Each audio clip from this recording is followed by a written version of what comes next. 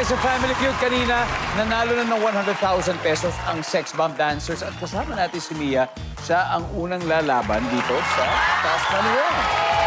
Ang goal nila ay makakuha ng total cash prize of... Yep.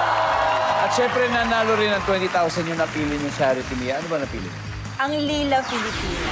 Ang Lila Filipina, yan po. While si Sunshine is at the back, sa ating waiting area. Mia, it's time for Fast Money. Give me 20 seconds on the clock, please. Ano ang mangyayari sa'yo kapag hindi ka kumain at nalipasan ka ng gutom? Mahihilo.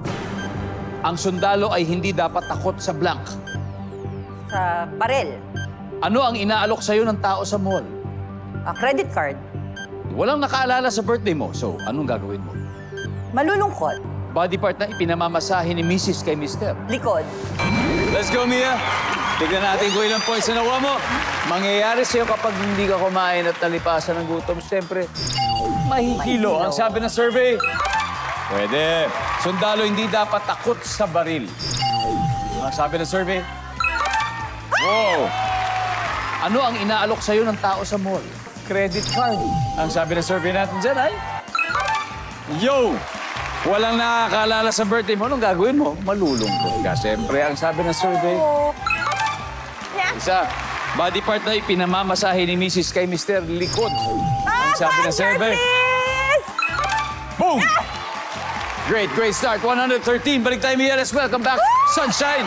Yes! Ito na naman tayo! Kamusta? Kinakabahan. Saan ka mas kinakabahan sa tingin mo ngayon o yung mararamdaman mo sa December 4 sa concert mo? Tingin ko parehas. Ibig sabihin, pag kinakabahan ka doon, there's something great will happen.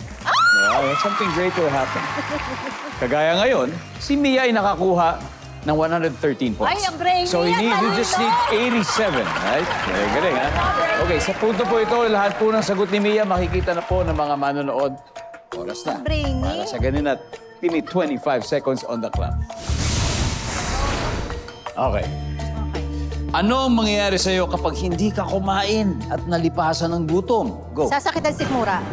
Ang sundalo ay hindi dapat takot sa blank. Barel. Bukod sa baril, Masaksak. ano ang inaalok sa'yo ng tao sa mall? Damit. Walang nakaalala sa birthday mo, anong gagawin mo? Pass. Body part na ipinamamasahe ni Mrs. kay Mr. Likod. Bukod sa likod. Kita. Let's go, Sunshine! Ay! 87 points! Ano mangyayari sa'yo kapag hindi ka kumain at nalipasan ng gutom?